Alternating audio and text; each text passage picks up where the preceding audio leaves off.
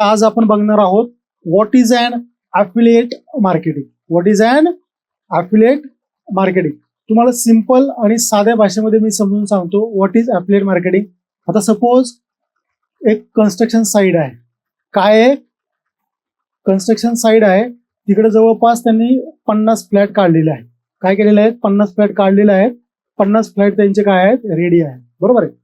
तुम्ही त्यांच्याकडे गेले ॲज अ पर्सन म्हणून. काय गेले? तुम्ही त्यांच्याकडे गेले, त्यांना म्हटले तुम्ही काय करा, या 50 पैकी काही फ्लॅट मी काय करतो, विकण्यासाठी तुम्हाला मदत करतो, किंवा काही फ्लॅट मी विकतो.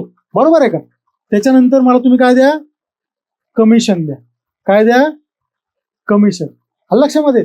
मग तुम्ही ज्या वेळेस या 50 पैकी एक फ्लॅट जरी विकला सपोज, तर तुम्हाला पर्सेंटेज वाईज कमिशन असतं. सपोज 2%, 3%, 4%. लक्षामध्ये. तसं तुम्हाला काय भेटतं? तिकडे कमिशन भेटतं. यालाच हेच जर सिस्टीम आपण ऑनलाईन केली तर यालाच म्हणतात ॲफिलिएट मार्केटिंग. सिंपल आणि साधी गोष्ट. आता कसं काय सांगतो. आता डिफरंट टाइप्स ऑफ प्लॅटफॉर्म्स आहेत. जसं की आता सपोज तुम्ही अमेझॉनची साईट घेतली. बरोबर आहे का? अमेझॉनची साईट घेतली.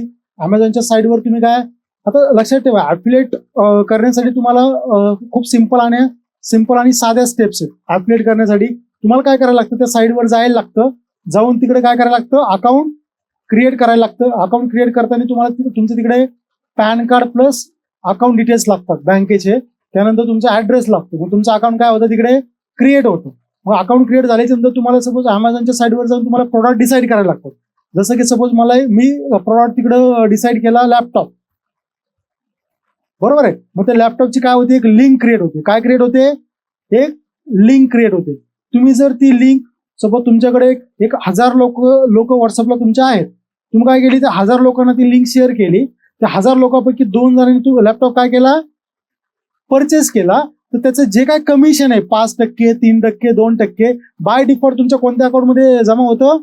अमेझॉनच्या ॲफिलिएट अकाउंटमध्ये ते काय होतं? कमिशन जमा होतं. म्हणजे इन शॉर्ट काय, की जसं मी ऑनलाईन एखादा फ्लॅट विकतो आणि कमिशन मिळवतो, ऑफलाईन मी एखादा फ्लॅट विकतो आणि कमिशन मिळवतो, तसं सेम ऑनलाईनचे जे प्रॉडक्ट असतात, जसं की आता मिशो आहे, फ्लिपकार्ट आहे, अमेझॉन आहे, किंवा फोनपे असेल, किंवा रेझर पे आहे, सगळे जे ऑनलाईन प्लॅटफॉर्म्स आहेत, किंवा सगळे जे ऑनलाईन पेटीएम असेल, पेटीएमवर असतं बघा एक ऑप्शन, रेफर अँड अर्न नावाचं ऑप्शन असतं.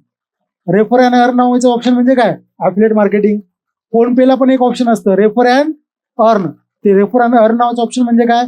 ॲफिलिएट मार्केटिंग. म्हणजे काय, की मी प्रोडक्ट डेव्हलप पण नाही केलाय, मी प्रोडक्ट तयार पण नाही केलाय, पण मी कुणाकडनं तरी थर्ड पार्टीकडनं तो प्रोडक्ट घेतोय आणि तो विकून त्याच्यातनं कमिशन जनरेट करतोय. That is nothing but the affiliate marketing. आता आपण या प्रोग्राममध्ये अमेझॉन ॲफिलिएट मार्केटिंगचं काय करणार आहोत? स्टडी करणार आहोत. अमेझॉन ॲफिलिएटवर अकाउंट कसं क्रिएट करायचं, नंतर प्रोडक्ट कसे डिसाईड करायचे, नंतर लिंक्स कशा जनरेट करायच्या, लिंक जनरेट केल्याच्या नंतर त्याचं मार्केटिंग कसं करायचं, नंतर ते प्रोडक्ट विकायचे कसे, तिकडनं कसं कमिशन जनरेट करायचं. इन शॉर्ट एवढी प्रोसेस काय करणार होतो आपण सगळी या आपल्या डिजिटल मार्केटिंगच्या कोर्समध्ये बघणार आहोत. तर डिटेलमध्ये जर तुम्हाला बघायचं असेल तर बाय डिफॉल्ट तुम्हाला शिवा डिजिटल नावाची ॲप डाउनलोड करायला लागेल. आणि ती डाउनलोड केल्याच्या नंतर तुमची जी काय डिजिटल मार्केटिंगची जर्नी आहे तुम्ही जी स्टार्ट केली, तर त्या जर्नीमध्ये तुम्हाला हा पार्ट बाय डिफॉल्ट काय होईल? येऊन जाईल. I hope you all understand this. Thank you very much.